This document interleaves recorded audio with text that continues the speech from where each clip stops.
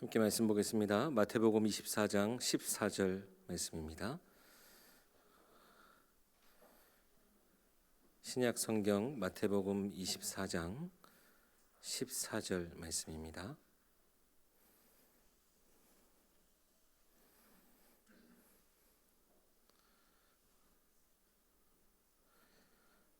제가 봉독하겠습니다. 이 천국 복음이 모든 민족에게 증언되기 위하여 온 세상에 전파되리니 그제야 끝이 오리라. 아멘. 담임 목사님 선교의 시간표라는 제목으로 말씀 전해주실 때 여러분 은혜 많이 받으시기 바랍니다. 연초부터 계속해서 우리 기도에 대한 메시지들을 또 1, 2부 오전 예배 때 계속 나누고 있죠. 하나님이 우리에게 말씀하는 것은 하나님의 자녀들에게 기도라는 엄청난 특권을 너희에게 다 주었다라고 말씀하시고요. 그걸 마음껏 누리라고 주신 축복입니다. 그래서 기도를 굉장히 어렵게 맨날 며칠, 어떨 때는 금식하면서 어떨 때는 밤을 새가면서 기도해라 이렇게 말씀하지 아니하시고, 금식기도나 철야기도나 중요한 집중기도는 조금 다른 부분들이에요. 우리가 진짜 중요한 어떤 제목, 이거는 정말로 본격적으로 해서 우리가 이 사명을 감당해야 되겠다라고 했을 때는 도전하는 엄청난 기도지만은, 우리가 응답받는 기도는 그런 어떤 굉장한 노력과 예씀이 들어가 있는 게 아니고, 저는 하나님 앞에서 쟤를 보시면 박성진 목사 엄청 열심히고 막 성실하고 그렇게 안 보일 겁니다. 저는 또 제 성격이 그렇지 못해요. 어떤 부분에 있어서는 되게 귀찮은 걸 싫어하고 많은 일을 막 하는 것을 별로 이렇게 좋아하진 않아요. 그런데 제가 응답받았던 그 시간표들을 이렇게 둘러보면 딱 하나예요.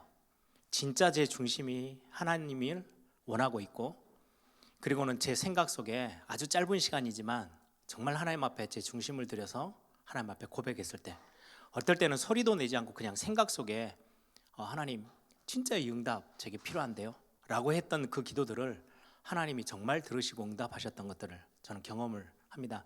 예전에도 말씀드렸고 오늘 오전에도 잠깐 언급했던 것처럼 4년 동안 신학생 때 막 여기저기, 그때는 신학생이니까 얼마나 열심을 내겠어요.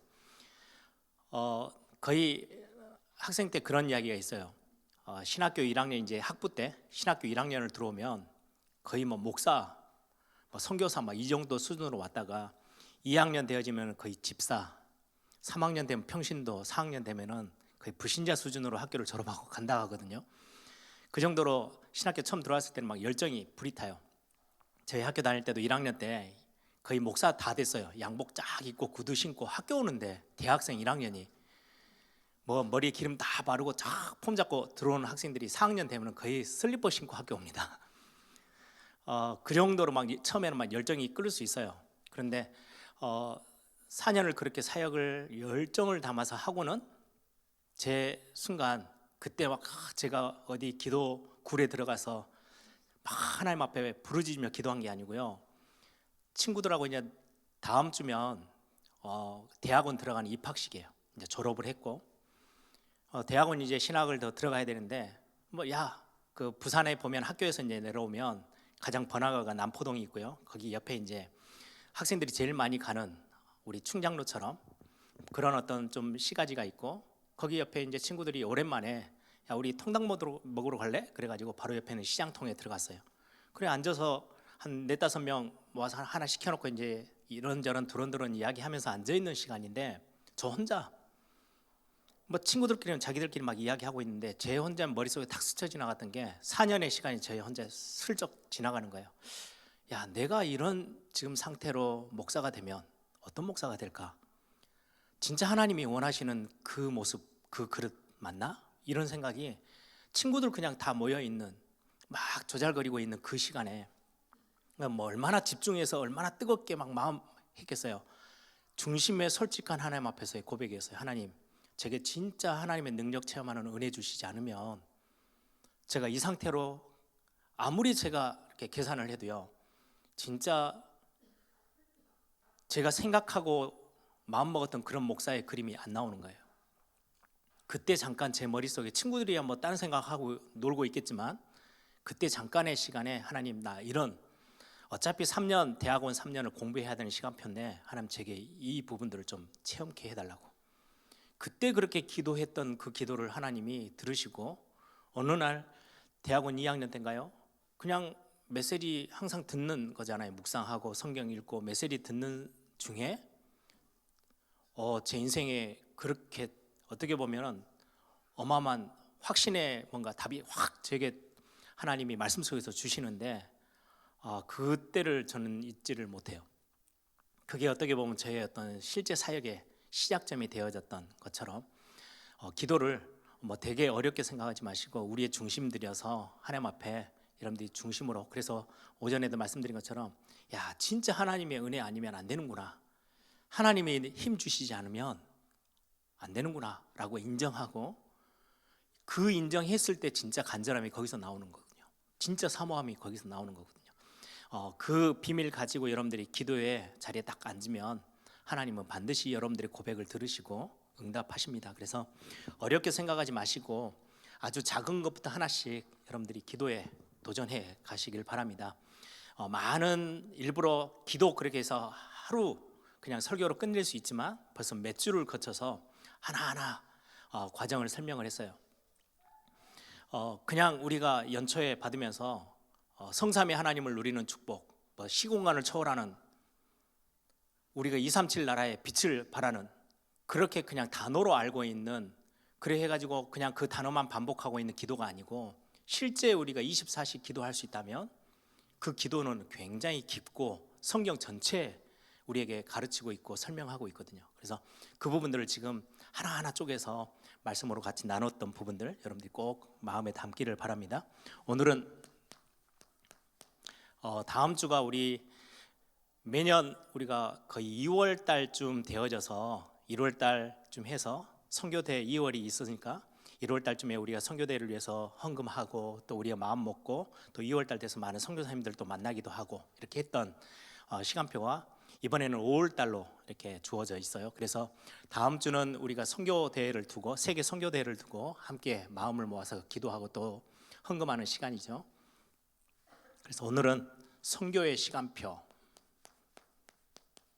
별하는 제목을 가지고 오늘 간단하게 선교에 대한 어떤 기도의 제목들 좀 찾는 시간이 됐으면 좋겠습니다. 서론적으로 요한계시록 2장 8절에 보면 여러분들 잘 아는 본문입니다. 하나님은 처음이요 마지막 되셔요. 시작과 끝이에요. 이게 하나님의 손에 있음을 성경은 말씀합니다. 그러면 우리의 인생을 보면 우리의 시작, 처음, 우리의 마지막과 끝 누구의 손에 있어요? 하나님의 시간표 속에 있어요. 그러면 우리가 매번 질문하고 또 오늘 오전에도 질문했던, 그리고 답을 찾았던 부분이죠. 왜 우리의 시작도 아시고 끝까지 우리를 끌고 가시는, 내 안에서 착한 일을 시작하신 그분이 그리스도의 날까지 이루실 것이다, 우리의 인생 전체를 딱 붙잡고 끌고 가시는 그 하나님이 왜 우리에게 환난과 어려움을 주시는가? 아니 그거 없이 좀 편한 길을 걸어가면 좋은데 왜 주시는가? 라고 질문한다면 성경은 분명하게 밝히고 있습니다. 로마서 5장 3절에 보면 우리가 환난 중에도 즐거워한다. 환난 중에도 즐거워한대요. 이유가 뭐냐? 인내할 수 있고 소망을 품을 수 있기 때문에. 그게 무슨 말씀이냐면 우리가 이때 제대로 된 영적인 집중을 할 수 있어요. 하나님께, 그리스도께 집중하는 최고의 시간이에요. 여러분들 인생을 한번 뒤돌아보세요. 굉장히 편안하고 엄청나게 여유 있고 뭔가 누리고 있는 삶에서 여러분들이 그리스도께 얼마만큼 집중했었는지. 하나님 우리의 인생의 연약함을 너무 잘 아시는 거죠. 환난이 우리를 절대 망하게 하거나 무너뜨릴 수는 없어요. 그래서 피할 길을 예비하시고 능히 감당할 수 있는 시험 말고는 주시지 않으세요. 그런데 그 안으로 우리를 몰고 들어가셨을 때는 하나님과 우리가 개인적으로 집중하는 시간, 하나님께 완전 시선을 고정하고 하나님을 바라보는 시간을 원하시는 거예요. 이때 힘을 얻고 이때 능력을 덧입고 하나님이 뭘 원하시는지를 발견하게 되고 우리가 또 다른 하나님이 원하시는 축복들을 확인하게 되어지는 굉장히 중요한 시간이 되기도 하죠. 그래서 이거를 뭘 가지고 누리는 거예요? 기도 속에서 누리는 겁니다. 꼭 기억하시기 바랍니다. 오늘이라는 중요한 하나님의 큰 시간표 속에, 하나님의 시간표 속에 오늘이라는 거, 그리고는 우리가 교회에서 신앙생활을 하죠. 이 교회 안에는 예배가 있어요. 기도도 있어요. 우리가 헌금도 있어요.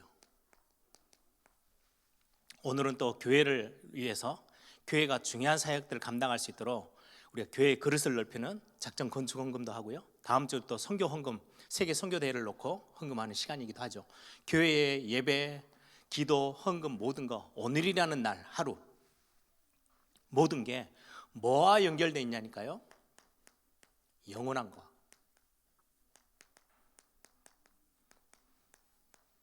오늘 잠깐 우리가 예배 자리에 나와 있는데 이게 오늘 그냥 단순히 1시간, 2시간이 아니고 영원과 연결돼요. 하나님의 시간표와 연결이 되는 거예요. 우리가 잠깐 여러분들이 기도에 무릎을 꿇었는데 그거는 그냥 단순히 한 번 하고 없어지는 게 아니고 그 기도는 하나님의 영원한 것과 연결이 되어져요. 우리가 단순한 물질을 드린 것처럼 보이는데 이 물질의 응답은 영원히 따라오는 축복으로 바뀌게 되는 겁니다. 우리가 복음을 사랑하고 복음을 정말로 귀하게 여기는 거, 우리가 복음 받은 거, 여러분들 복음 받고 그냥 단순하게 일주일 구원 받는 게 아니잖아요. 영원한 구원의 축복 속으로 들어가요. 그게 하나님이 우리에게 주시는 것들이에요. 하나님의 시간표는 그래요. 한 사람이 복음을 받게 하는 이 전도의 중요한 축복은 우리가 이 전도자의 걸음에 같이 있다는 거는요, 단순하게 우리의 신앙생활 하는데 한 번의 행위 이게 아니고 영원한 축복과 연결이 되어져요. 선교도 마찬가지입니다.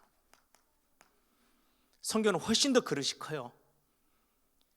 우리나라 완전히 가난하고 조선에서 이제 이제 개화기가 들어왔는데 우리 한국은 이미 집신 신고 지팡이 짚고 다니는 그때 우상숭배에 철저히 빠져 있을 때에 아주 나이 젊은 20살 때 앞뒤도 모르는 그런 청년들이 이 조선이라는 땅에 복음이 필요해 하고 자기의 삶을 다 뒤로 하고 엘리사처럼 풍요롭게 누릴 수 있는 것들 다 뒤로 하고 이 먼 거리까지요 이 땅에 와서 복음 전하다 어떤 선교사는요 와서 일주일도 안 돼서요 풍토병으로 죽어요.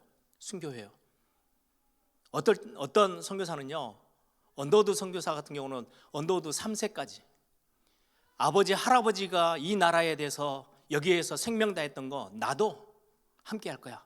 그래서 끝까지 이 땅을 지켜줬던 거 그것 때문에 지금 우리 한국이 대한민국이 전 세계에 굉장히 중요한 국가로 하나하나 그리고 세계 선교회 자리에 우뚝 서 있잖아요. 영원과 연결돼 있어요.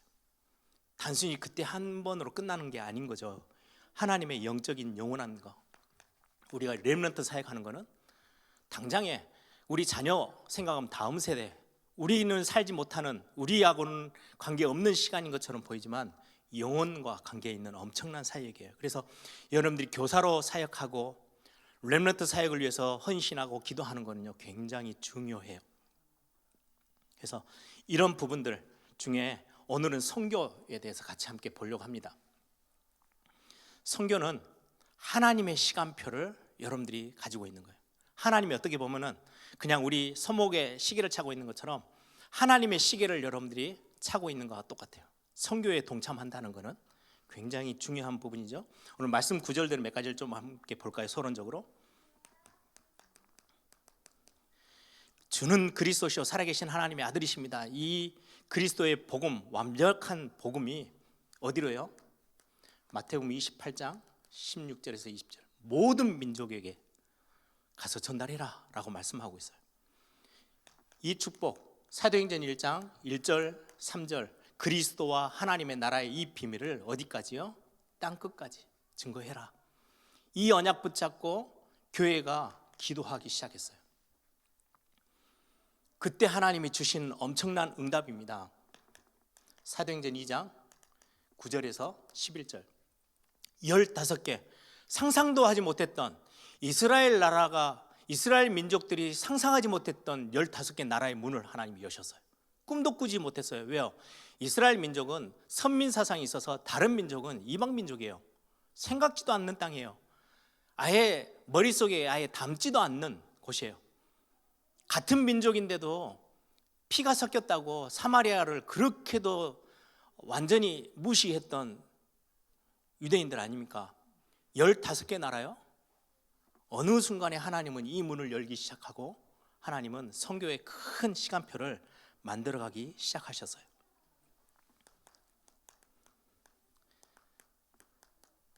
사도행전 8장 4절에서 8절 사마리아, 그리고는 시대를 바꾸는 사도행전 11장 19절 안디옥 교회가 세워지고, 이 교회를 통해서 13장 1절에서 4절에 진짜 역사의 흐름을 완전히 뒤바꾼 선교사가 파송되어지는 시간표, 이 모든 거 하나님의 시계 속에서 시간표 속에서 움직여 가는 거예요.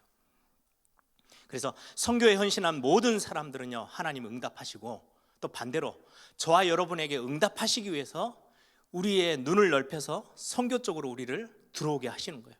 그래서 굉장히 이 선교는 작지 않아요. 하나님의 큰 응답을 하나님이 준비해 놓고 우리를 그 선교라는 큰 응답의 자리로 우리를 부르시는 겁니다. 그래서 오늘 몇 가지를 한번 살펴보겠습니다. 올바르게 선교한다면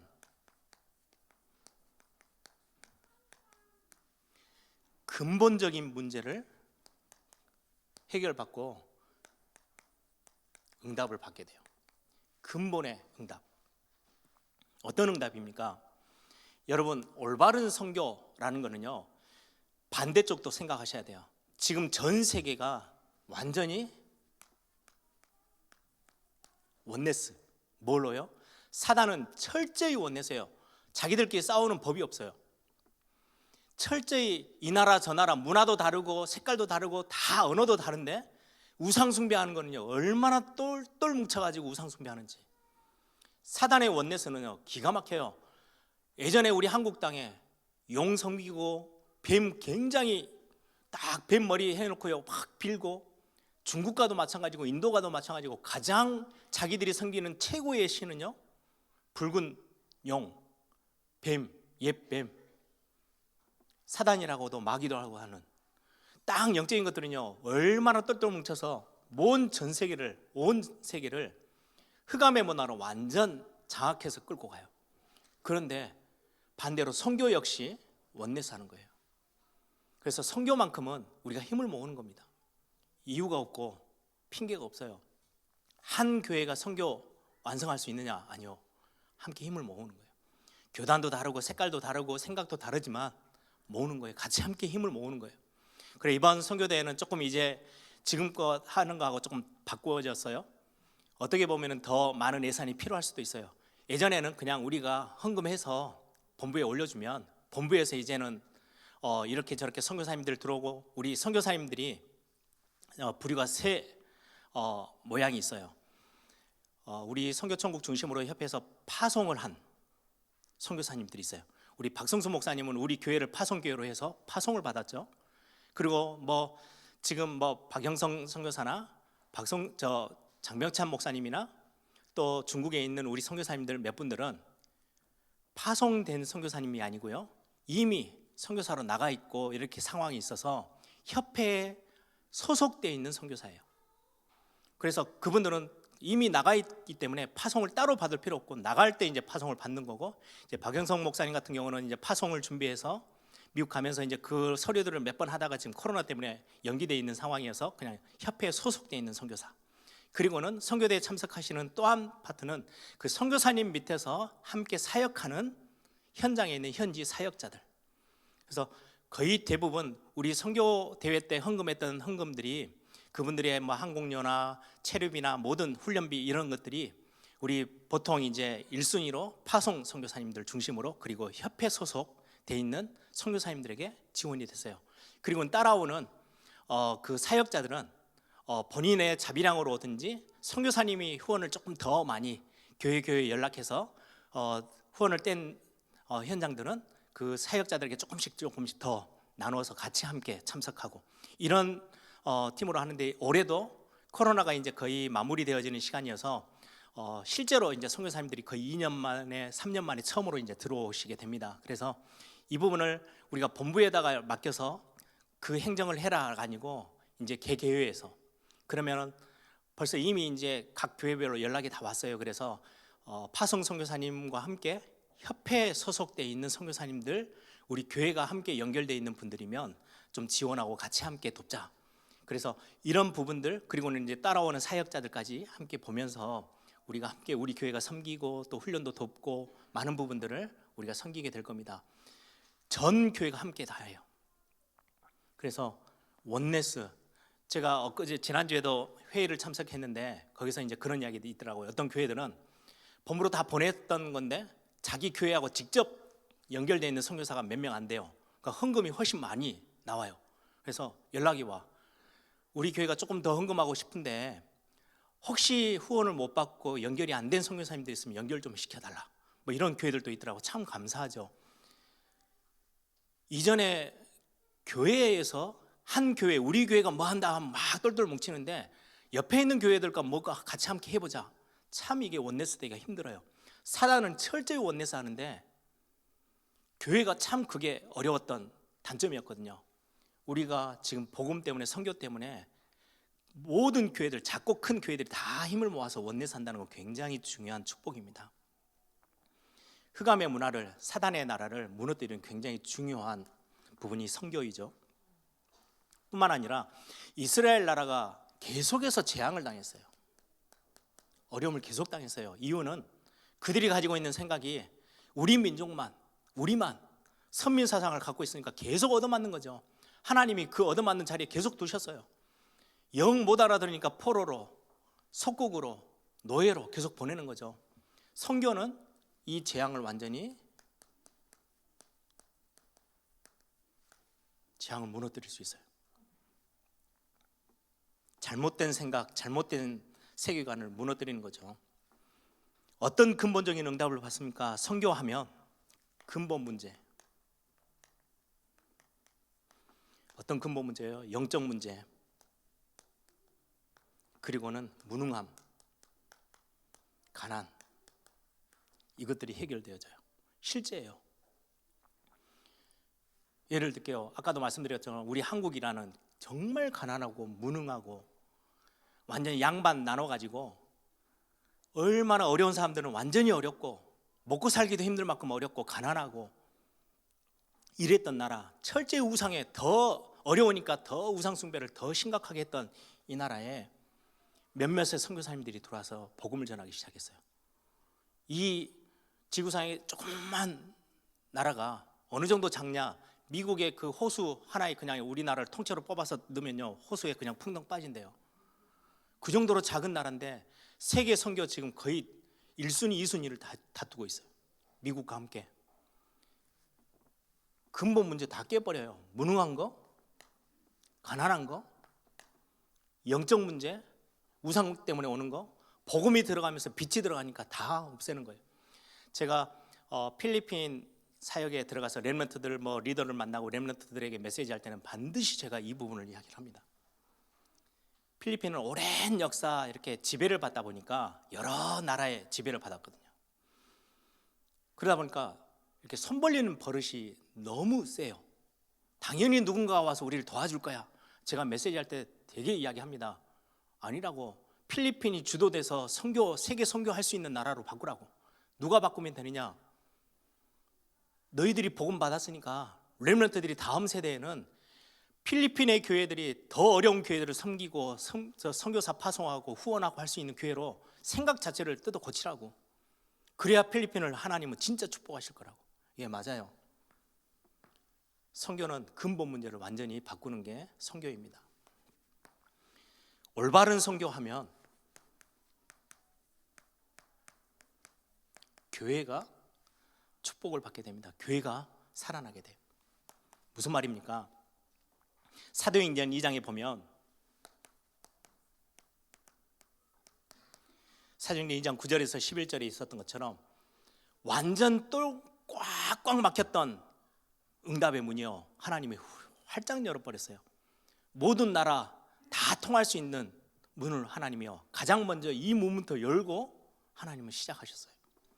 여기에서 15개 나라에 모여든 많은 사람들이 복음을 들으니까 순식간에 전 세계로 복음이 확산되기 시작한 거죠.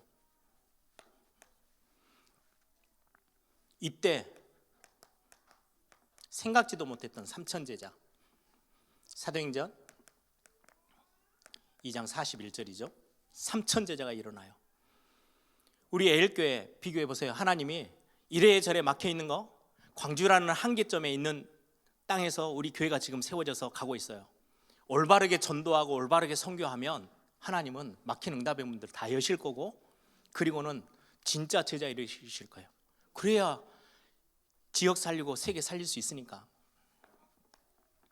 이때 모든 성도들의 마음을 하나님 움직이셔서 전부 다 함께 힘을 모아서 헌금하고, 그래서 교회가 힘있게 일어설 수 있도록, 이게 초대교회에 일어났던 어마어마한 변화, 성도들의 마음들을 하나님이요 건드리고 움직이기 시작하셨어요. 중직자도 움직이고 성도들을 함께 기도의 마음들을 모아서 선교하고 전도하고 교회를 세워나가는 굉장히 중요한 축복들을 허락하신 거죠. 뿐만 아니라 사도행전 8장 4절에서 8절, 1000년 이상 문제 해결하지 못했던 사마리아, 하나님이 거기에 문제를 해결했어요. 1000년이나 묶여 있었던 유대 나라와 북쪽 이스라엘, 지금 우리 계속 여호수아서 계속해서 말씀 나누고 있죠. 북쪽 이스라엘과 남유다는요 그때부터 시작해가지고 갈라지기 시작했던 게 1000년이 넘어요. 그 1000년 동안에 그 갈라져 있던 것들을 하나님 복음으로, 선교라는 축복을 통해서 회복하기 시작해요. 그리고는 사도행전 8장 26절에서 40절, 이건 훨씬 더 커요. 아예 사마리아는 같은 민족이라면 이디오피아 넷이 노아 시대 때 노아의 그 후손들을 통해서 함, 야벳 이러면서 나눠지죠. 그때 많은 학자들이 이야기를 합니다. 황인종, 백인종, 흑인종, 그때서야 나눠져서 엄청난 갈등 속에 있었잖아요. 이디오피아, 이집트 쪽에 있는 이디오피아의 나라를 넷이가 복음을 받고 복음의 시작점이 되어졌던, 그게 바로 선교입니다. 교회가 어마어마한 눈을 뜨게 되는 거죠. 그러면서 한 시대의 역사를 바꿉니다. 사도행전 11장 19절에서 30절 안디옥 교회가 세워지면서 본격적으로 하나님의 시간표를 눈치채고 그 시간표에 함께 했던 안디옥 교회입니다. 마지막으로 올바른 선교하면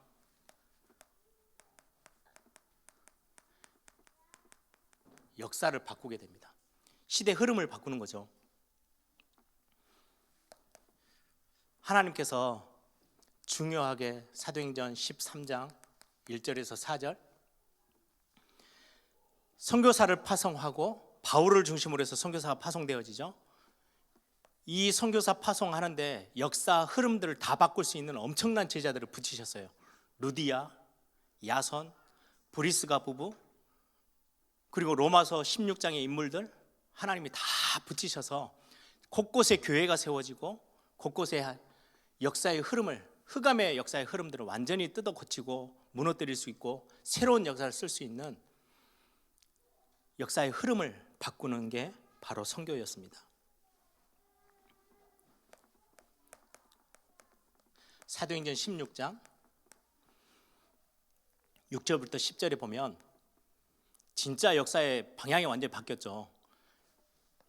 이때 바울 팀이 소아시아 쪽으로 방향을 틀어서 전도 여행을 가려고 했거든요. 하나님이 이 선교 파송된 이 팀들을 하나님이 시간표를 돌려요. 어디로요? 마게도냐로, 유럽으로. 완전 시간표가, 역사의 흐름이 바뀌었던 시간표예요. 그래서 소아시아 하면은 우리 쪽이에요. 아시아 쪽인데 하나님이 바꿔서 유럽 쪽으로 복음이 먼저 들어가서 저 뒤로 돌아서 미국을 통해서, 그리고는 우리 한국 땅까지, 아시아 땅까지 복음이 들어오게 되죠. 하나님이 역사의 흐름을 바꾸는 굉장히 중요한 시간표였어요. 결국 사도행전 19장 21절, 23장 11절, 27장 24절 로마입니다. 큰 강대국까지 살릴 수 있는 선교는 여기까지 가는 겁니다. 요셉이 하나님이 어디까지 눈을 뜨게 하셨냐? 그 조그마한 가나안 땅에서 자기 땅도 아닌데 그네 얹혀서 살던 요셉의 눈을 애굽을 품을 수 있는 눈을 열어주셨어요.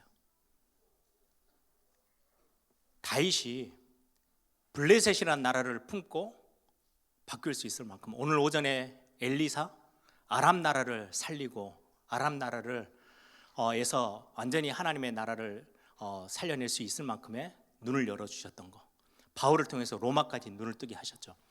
우리 교회가 단순하게 광주에서 머물러 있는 게 아니고 훨씬 더 큰 그림을 가지고 세계를 내다보면서 앞으로 가게 될 겁니다. 그래서 여러분들 기도하시면서 이제 코로나가 조금 이제 마무리가 되어지면 본격적으로 제 마음을 굉장히 뜨겁게 하고 있는 게 저는 선교입니다. 제가 그저께도 제 와이프한테 그런 이야기를 했는데요. 제가 대학 1학년 때부터 같이 함께 사역하고 제 후배들 이렇게 몇 년, 뭐 학번이 거의 비슷하게 한 5, 6년 사이에 있는 친구들이 지난해 말 정도쯤 돼서 자주 뭐 30년 동안 이렇게 연결이 전혀 없다가 단톡방을 만들자 해가지고 이렇게 문자 나눌 수 있는 단체 방을 만들었어요. 거기에 이제 거의 보니까 뭐 100여 명이 훨씬 넘는 같이 그때 30년 전에 같이 사역했던 친구들이에요. 후배들도 있고 선배도 있고. 근데 제가 글을 막 올라오는데요. 하루에 한 3번, 4번 갑자기 막 몰리는 때가 있어요. 보통 이제 아침에 일어나가지고 아침 인사하듯이 뭐 이렇게 오늘 하루도 뭐 하나님의 은혜 속에 이렇게 하는 게 제일 먼저 제가 아침에 눈을 떠서 딱 보면 수십 개가 한국에 있는 친구들이 다 올렸어요. 그리고 한 점심때쯤 되면요, 이제 옆에 동남아시아부터 시작해서 막 이런 데서 선교 사역하고 있는 친구들이 막 올려요. 또 한참 저녁쯤 되면 막 시끄럽게 카톡이 막 또 올라와요. 어디냐, 미국, 뭐 유럽 있는 애들이 막 또 올려요. 숫자를 보니까 3분의 1이 넘어요. 수준이 저하고 다 비슷비슷했거든요. 부산, 영도 그 조그만 곳에서 대학생 1학년, 2학년, 3학년 이런 애들이 아무 힘도 없고 무능하고 배경도 없는 친구들인데 세계 복음화를 놓고 기도하고 세계 선교를 놓고 막 연구하고 책 읽고 막 이랬던 친구들인데 30년이 딱 지났는데요. 어떻게 보면 수준이 다 저하고 비슷했던 친구들인데 저를 비롯해서 저도 얼마나 많은 세계 현장을 보게 되고 밟게 됐는지요. 아예 선교사로 장기 선교사로 나가 있는 친구들이 수십 명이더라고요. 얼마나 감사한지. 이게 선교라는 그림을 가지고 있으면 우리 인생을 하나님이 바꾸시고 우리 그릇을 바꾸시고 그게 교회가 그 일들을 감당할 때는 교회 하나님이요 그릇을 바꾸시는 거예요. 그래서 우리 에일교회가 앞으로 전도뿐만 아니라 선교와 그 너머 다음 세대까지 우리가 보지 못하는 다음 세대까지 후대까지 살려내는 그런 가장 멋진 또 교회다운 교회의 축복들을 복음 안에서 누리는 그런 응답이 있기를 소망합니다. 오늘 이 시간에 한번 다 같이 한번 기도하십시다. 선교의 시간표, 이 선교의 시간표, 선교라는 것들을 담을 수 있는 교회를 위해서 오늘은 작전 건축헌금하는 날이고 다음 주는 이 선교를 마음에 담고 실제로 한 2년 가까이 우리 해외에서 들어오신 선교사님들이 거의 꼼짝을 못했죠. 그 선교사님들이 이제 실제로 오게 되어지고 우리가 지금 선교대회가 5월 5일, 6일, 7일 있고요. 8일은 각 교회로 이제 선교사님들이 옮겨가게 되는데 우리 이제 초청한 선교사님들과 우리와 연결되어 있는 또 선교사님도 우리 교회 출신 목회자들을 그때 우리 교회로 오후에는 불러서 그때 40주년 행사도 같이 함께 감사의 예배와 함께 축제를 같이 하려고 지금 기획하고 있습니다. 그래서 여러분들 중요한 축복의 시간, 이번에 또 장병찬 목사님은 한 달이라는 거의 한 달 넘게 시간표를 가지고 일찍 4월 말에 들어오세요. 그래서 요청을 하시더라고요. 예전처럼 예일교회에서 목사님 한 분을 교회로 뉴욕 교회로 파송해 주면 너무 좋겠다고. 그럼 편안하게 교회를 이렇게 그 목사님한테 한 달 정도 맡겨놓고 여기 와서 중요한 또 사역 현장들을 또 둘러보고 또 사역하는 또 많은 동역자들을 만날 수 있는 시간이 되겠다 해서 지금 교회에서 허락을 받고 우리 전재용 목사님 가족이 또 한 달 동안 나가 있을 것 같아요. 그래서 여러분들 기도해 주시고 그 모든 것들이 이제 진행이 되기 위해서 우리가 같이 함께 선교 헌금도 하고 또 우리가 기도 마음 담아서 기도도 하게 됩니다. 여러분들 거의 이제 4월달 5월달 이제 선교사님들이 또 많이 들어서 같이 함께 우리 40주년 행사까지 같이 함께 하게 될 건데 여러분들 같이 함께 마음에 담으시고 기도하는 그런 시간들이 됐으면 좋겠습니다. 함께 기도하겠습니다. 하나님, 정말 세계 복음화라는 단어가 그냥 단순한 우리가 아는 지식적인 단어가 아니고 정말 하나님이 손에 쥐고 계시는 하나님의 시간표 속에서 움직여지는 그 축복에 우리가 함께 할 수 있도록 하나님, 우리의 마음의 눈과 모든 생각들을 열어서 하나님의 것을 볼 수 있도록 역사해달라고 우리 한번 다 같이 한번 통성으로 함께 기도합니다. 살아계신 아버지 하나님, 감사합니다.